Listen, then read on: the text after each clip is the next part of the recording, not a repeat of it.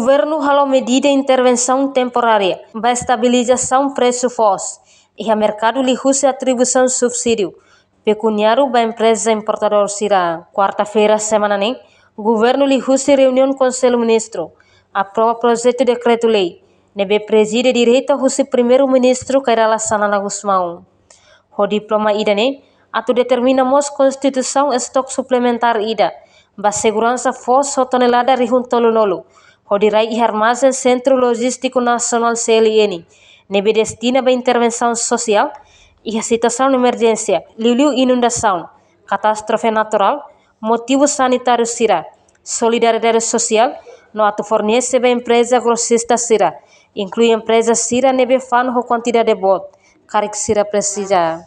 No preço FOS importado nebe fan e armazém empresa importador, sira fan fali ba consumidor sira, e a loja sira nebe fan FOS, ho quantidade uituan, enquanto ema barak liuma consume, estabiliza o valor centavos 5 ba cada kilograma. Beneficiário husi medida idane, mak empresa sira nebe fan ho quantidade de bot, ka operador econômico, nebe comprova li husi copia autenticada, husi autoridade aduaneira. Katak sira importa no simu ona quantidade de FOS, ho característica nebe iha ona diploma ne, simu valor hamutuk dolar americano 5, cada FOS ho kilograma ranulu resin 5, nebe importa kafaan.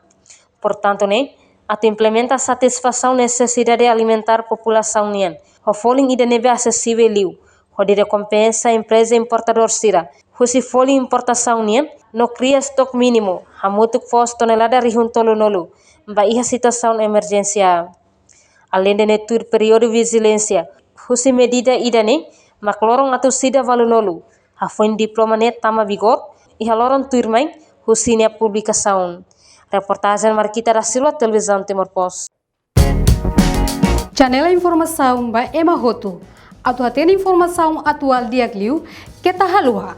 Haneha botão subscribe, like, halo comentário, no faz botão ba media social Hotu.